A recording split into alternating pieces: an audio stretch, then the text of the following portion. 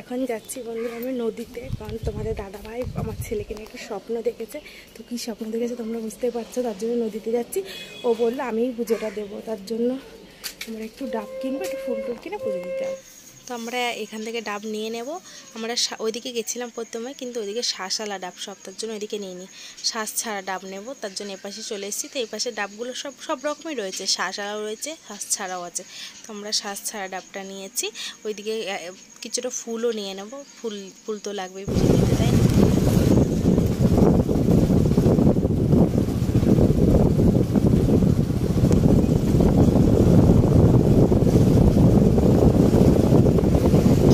আমাদের বাড়ির থেকে হেঁটে আসলে তোমার আধা ঘন্টা লাগে, আর গাড়িতে আসলে তো কোনো ব্যাপারই না, 10 মিনিটেই পৌঁছে যাবে। তো আমরা যখন স্নান করতে আসি দুর্গা পুজো, কালী পুজো সব কিছুতে আমরা এখানে স্নান করে দিই প্রথমে, তারপরে পুজোর উপোস করি আমরা। এখানে তো রাখা সামনেও তো রাখা যেত, তাই না?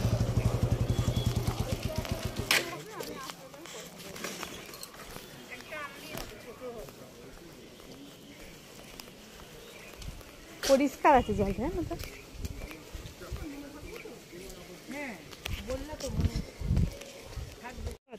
আগে তুমি ইয়ে করো, কি করবে না, আমার জল ডুব দাও আগে তুমি।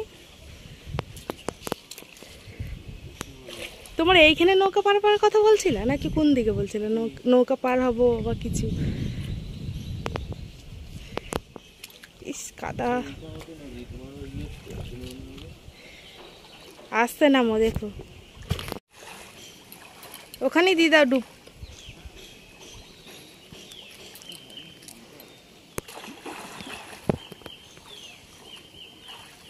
এবার এইগুলো নিয়ে যাও, নিয়ে গিয়ে আবার নিয়ে যাবো কেন?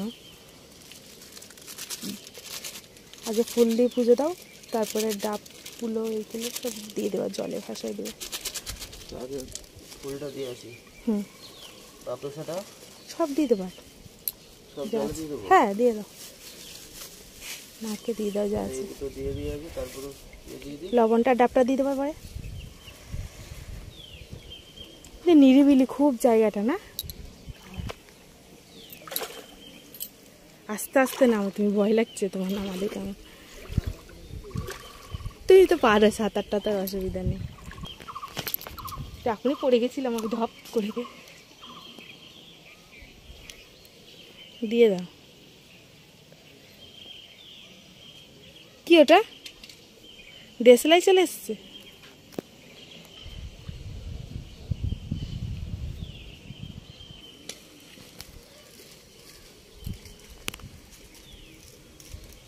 খুবই টাফ।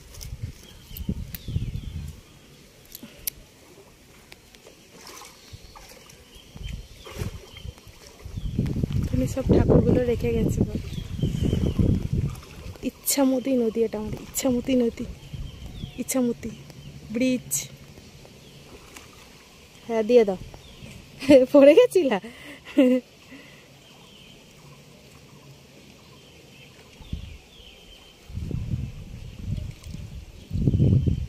বলো মাকে যেটা দেখেছো সেটা বলো, বলে ডুব দিয়ে দাও।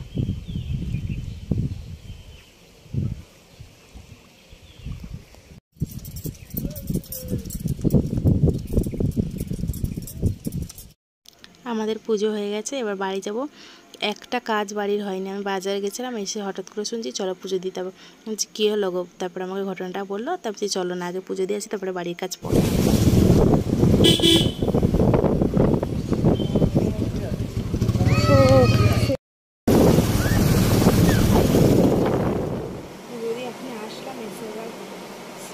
স্নান তো সকালে হয়ে গেছে, পুজো হয়ে গেছে, তোমার দাদাভাই তো ওখানে স্নান করে চলে আসতে দেখলে পুজো দিয়ে মনটা খচখচ করছে। আমি তো কিছু হবে না, ওই তো কিছু হবে, আমি ছাড়িয়েও নিয়ে এসেছি। আমি বাজার থেকে এসে আমাকে বলছে এই হয়েছে, আমি কি অবাক হয়ে গেছে, চলো পুজো দিয়ে এসে তো এবার চেঞ্জ করি, ও রান্না করি। ছেলে খাবে মুড়ি ঘন্টের আলু বানাবো ছেলের জন্য, ছেলের নিয়মিতের জন্য সব কিনেও নিয়ে এসেছি। আজকে ও বলছে কালকে খাবো না, মাছ খাবো, তারপরে মুড়ি ঘন্টে ডাল খাবো, তার সময় আমি নিয়ে এসেছি। চলো রান্না করি। দুই দিকে রান্না বসিয়ে দিয়েছি, ঘরের পরিস্থিতি এখন খুব খারাপ। চলো বাবুকে ডেকে নিয়ে এসে স্নান করাবো। মেঘ দেখেছিস? মেঘ বাড়ি আসবি না? স্নান করবি কখন?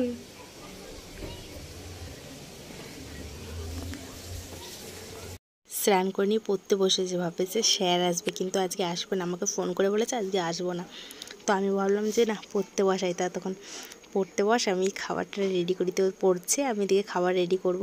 তো ঘরদোর তখন দেখলে কেমন নোংরা হয়ে আছে, কিন্তু সব সময় থাকে না গো, রান্নার সময়টা একটু নোংরা হয়, কারণ আমার এইটুকু জায়গার মধ্যে সব কিছু তো একটু তো নোংরা হবেই, তাই না। তো আমি কী রান্না করেছি দেখো, গরম গরম ভাত, আলু ভাজা, মুড়ি ঘন্ট, ডাল, মাছের কালিয়া, তোমাদের দাদাভাইয়ের জন্য আলু দিয়ে, ঝিঙে দিয়ে, পেঁপে দিয়ে মাছের ঝোল, কারণ ওর তো আলসার পেশেন্ট, তোমরা তো জানো, ওকে তো লঙ্কা ছাড়া। তো সন্ধে দিয়ে চলে আসলাম সিন্নি বানাতে। বাবু খেতে চেয়েছে কবে থেকে যে মা সিন্নি খাবো, সিন্নি খাবো, ওর খুব একটা প্রিয় খাবার, মানে এগুলো খুব ভালোবাসে খেতেও। তো তার জন্য বাবা সব এনে দিল, বললো বানিয়ে দাও, তার জন্য ওকে বানিয়ে দিচ্ছি রাতেবেলায়। আজকে আমার ছেলে বলছিল সিন্নি খাবো, তো সিন্নি মেখেছি দেখ, আর কি অবস্থা করেছি মাখতে গিয়ে রে। পরিষ্কার করে দাঁড়া, আমি আগে পরিষ্কার করি, তোরা ঘুরে আমি সবাইকে দেবো। আচ্ছা এই গ্লাস করে আমি সবাইকে দেবো, আগে এখানটা পরিষ্কার করি। কি অবস্থা হয়ে আছে অন্ধকারটা ছাড়ো, গ্লাসগুলো করতে হবে দেওয়ার জন্য। হ্যাঁ পরিষ্কার করে যা লাগছে, নাহলে কি অবস্থা হয়েছিল। তো সিন্নি এবার ভাগ করছি, ঘরের লোক তো ছিল, আবার বাইরের লোকও জ্বর হয়ে গেছে, সব বাচ্চারা খেলছিল, তো বললো আমরাও খাবো, তো সবাইকে গ্লাসে অল্প অল্প করে দিচ্ছি।